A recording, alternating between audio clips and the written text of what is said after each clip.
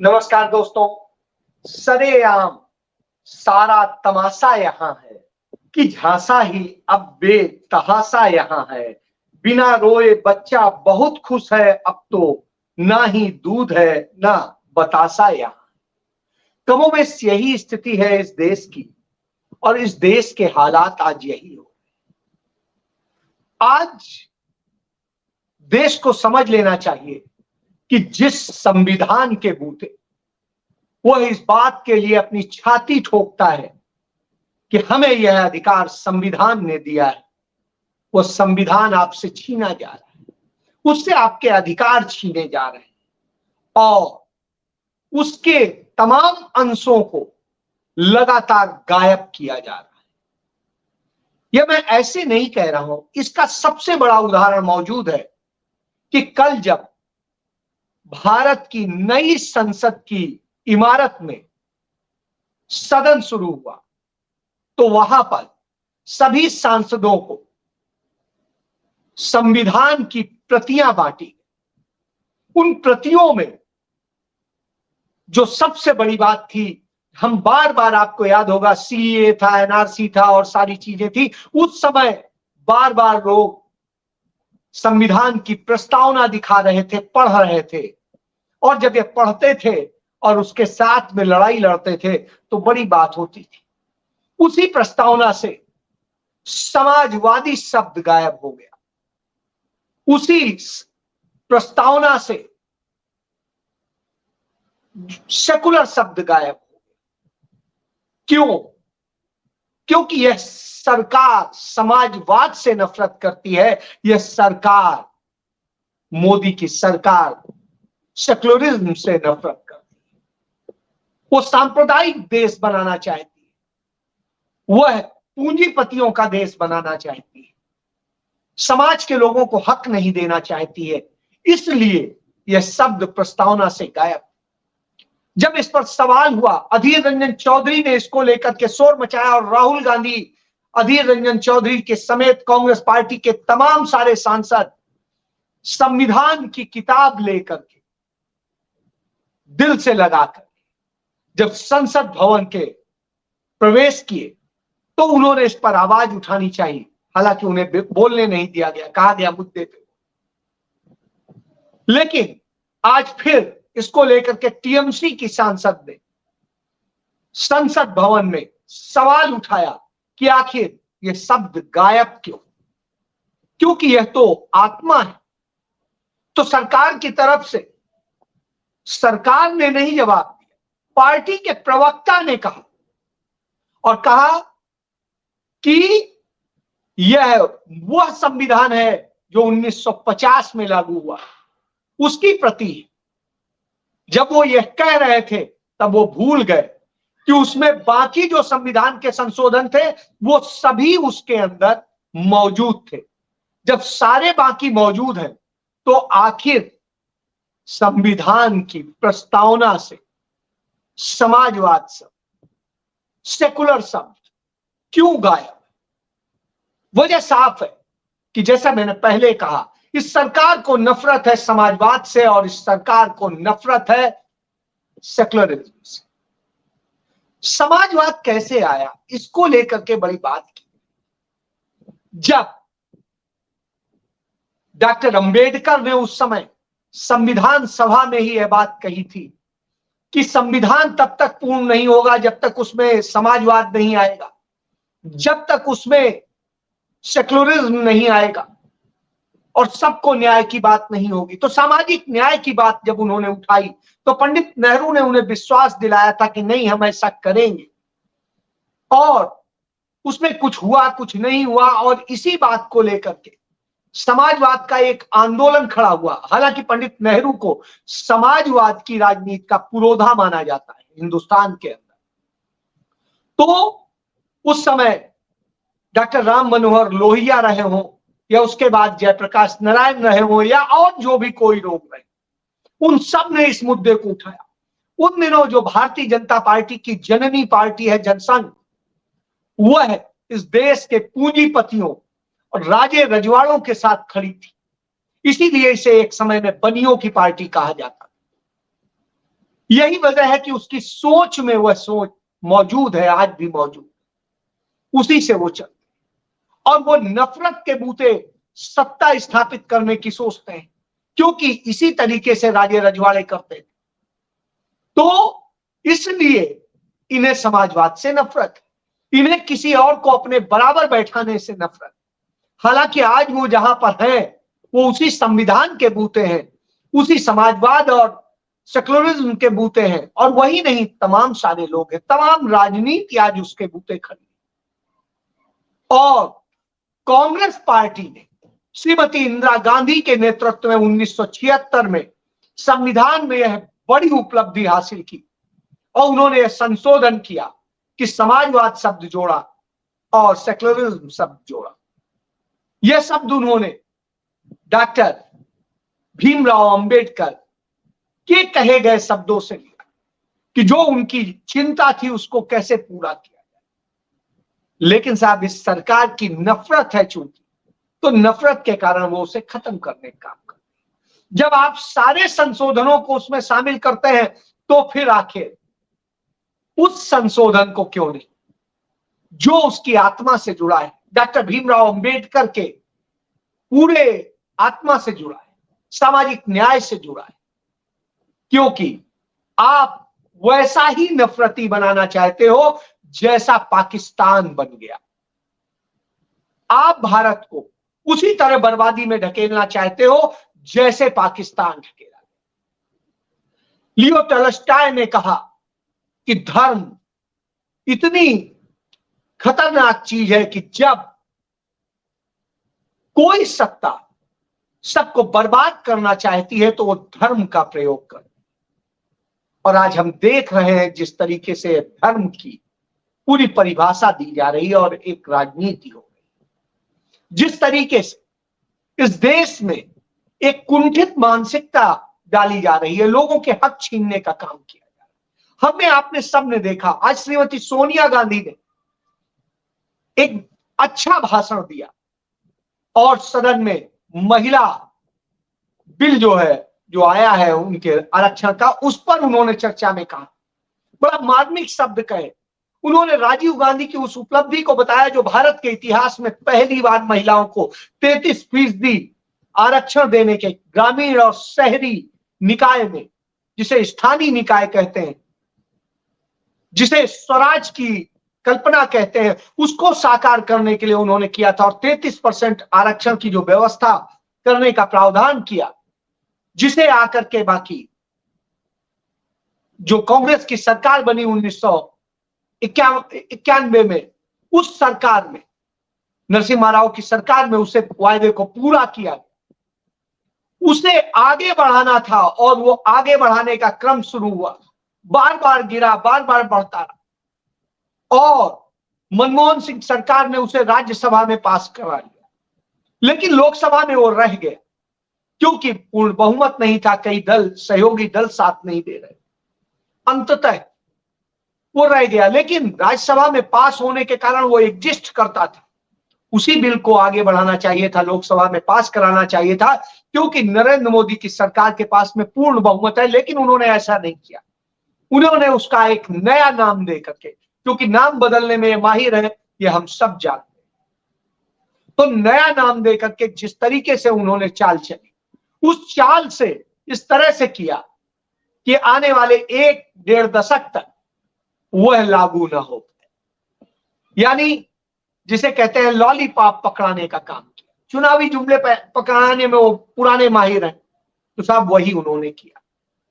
तो यही इनके मास्टर स्ट्रोक होते हैं, सारे मास्टर स्ट्रोक इनके इसी तरीके से होते हैं, जुमलों पे आधारित होते हैं, लॉलीपॉप पे आधारित। तो इन्होंने ये किया, और इस तरह से करने का नतीजा ये कि वो हक मिलने का जो एक उम्मीद जागी थी, वो उम्मीद खत्म हो, यह दशा कर दी, क्योंकि ये सरकार लूटना जानती, करना नहीं जानती, ठगना जानती है नहीं। आपने देखा किस तरीके से रेलवे में हुआ है। रेलवे में बच्चों को पहले कोई पैसा नहीं लगता था, अब उन्हें सीट देने के नाम पे और करके जिस तरीके से किया गया, और सीट भी नहीं देंगे, पैसा भी लेंगे, तो इस तरह की व्यवस्था करें। इससे लूट हुई, और इस लूट से 2800 करोड़ रुपए 7 साल में कमाए। ये मैं नहीं कह रहा हूं, ये नरेंद्र मोदी सरकार के आंकड़े कहते हैं, और आंकड़े कहते हैं कि किस तरीके से सरकार कर, ये सरकार सिर्फ अत्याचार करती है। इसके उदाहरण मौजूद है, जहां जहां भारतीय जनता पार्टी की सरकार है, आप देख लीजिए, आदिवासियों पर अत्याचार हो रहे, दलितों पर अत्याचार हो रहे, अल्पसंख्यकों पर अत्याचार हो रहे, पिछड़ों पर अत्याचार हो रहे हैं, और यह अत्याचार का क्रम लगातार जारी। और जब लगातार जारी हो तो आप समझ सकते हैं कि किस तरीके से स्थितियां। कांग्रेस पार्टी ने जिस तरीके से कहा कि पिछले 13 साल से महिलाएं इंतजार कर रही, श्रीमती सोनिया गांधी के शब्द, कि 13 साल से इंतजार कर रही है। इंतजार कितना लंबा है? साल भर का, 2 साल का, 3 साल का, 4 साल का? कोई जवाब नहीं है सरकार के पास, जवाब दे भी नहीं सकती। क्यों? क्योंकि सरकार झूठ बोलती है, और नरेंद्र मोदी सरकार का जो पूरा एजेंडा है वो झूठ पर ही टिका है। जब हम इसकी बात करते हैं तो आप ये समझिए कि किस तरीके से किया गया है, किस तरीके से जलाया गया। ये सारी चीजें आकर के हमें खड़ा करती हैं कि किस तरह से एक गलत परंपरा डाली, एक झूठी राजनीति की परंपरा डाली जा चुकी है, लोगों को जलाने और खत्म करने की डाली जा चुकी है। आपको याद होना चाहिए, आज वो एक महान दिन है कि हमारी अमर शहीद कनकलता बरुआ, जो 17 साल की थी, 1942 में जब अंग्रेजों भारत छोड़ो आंदोलन गांधी जी ने शुरू किया, तो उन्होंने असम में अपने 500 साथियों के साथ तिरंगा फहराने के लिए वो चली। अंग्रेजी हुकूमत ने उन पर गोली चलवाई और वो शहीद हुई 17 साल। क्या आज वो बेटी इंसाफ नहीं मांग रही है कि हमने तो इस देश के लिए, इस देश की पूरी व्यवस्थाओं के लिए, लोकतंत्र के लिए, संविधान के लिए अपना जीवन कुर्बान किया? आप हमें इतना सम्मान नहीं दे सकते कि आप महिलाओं को कम से कम न पूरा हक तो 1/3 हक तो दे दीजिए? वह भी आप नहीं देना चाहते। तब सवाल उठता है, क्योंकि आप झूठ बोलते हैं, और आपका झूठ ही है जो इस देश को बर्बाद करता है। क्योंकि आप देखिए, सब कुछ बोलते हैं। आज इसको लेकर के कांग्रेस पार्टी के संचार प्रमुख जयराम रमेश ने भी बताया कि किस तरीके से हमने कभी भी किसी की उपलब्धियों को छिपाया नहीं। चंद्रयान का जो शुरुआत हुई, वो शुरुआत अटल बिहारी वाजपेयी ने की, और अटल बिहारी वाजपेयी के बाद में उसे कांग्रेस पार्टी ने की सरकार ने, मनमोहन सिंह की सरकार ने किया, और उसके बाद आप कर रहे हैं। यानी आपका तीसरा है, पहला अटल जी का, दूसरा कांग्रेस का, और तीसरा आपका। और आप यूं दिखाते हैं कि जैसे सब कुछ आप ही कर रहे हैं, आपके सिवा तो और कोई कुछ कर ही नहीं सकता। तो इस तरह की स्थिति आ गई है। देश को आपने बर्बादी में झूठ के कारण ढकेला है। एक तरफ आप कहते हैं जीडीपी बढ़ रही है, सब कुछ बढ़ रहा है, दूसरी तरफ जब हम देखते हैं कि जीडीपी बढ़ रही है तो फिर इसका मतलब है रोजगार उससे 10-12 गुना ज्यादा बढ़ रहा होगा, क्योंकि नियम है कि जीडीपी जिस स्पीड से बढ़ती है उससे 10 से 12-15 गुना तेजी से रोजगार बढ़ते हैं। लेकिन हिंदुस्तान में बिल्कुल उलट हो रहा है। यदि आप दावा कर रहे हैं कि जीडीपी बढ़ रही है, तो वास्तव में जीडीपी नहीं बढ़ रही, वास्तव में बेरोजगारी बढ़ रही। तो यदि जीडीपी बढ़ रही तो बेरोजगारी कैसे बढ़ रही? और लगातार बढ़ रही। मैं बार बार आपको आंकड़े बताता हूं कि 90 करोड़ बेरोजगार लोगों का देश हो गया है। 81 करोड़ लोग देश के 5 किलो अनाज पर जीने के लिए मजबूर हो गए। युवाओं की आत्महत्या बढ़ गई है क्योंकि उन्हें रोजगार नहीं मिल रहा है, कोई काम नहीं मिल रहा है, वो बेकार परेशान है, अपने घर पे बोझ नहीं रहना चाहते, इस संकट में आ गए। घरेलू बचत की स्थिति है, आरबीआई ने डाटा, घरेलू बचत की स्थिति यह है कि 50 साल में सबसे बुरी स्थिति में और सबसे नीचे स्थिति में। तो आप सोचिए, 19% से अधिक घट गई है घरेलू बचत। तो साहब ये है, ये हुआ है, ये आपने किया है।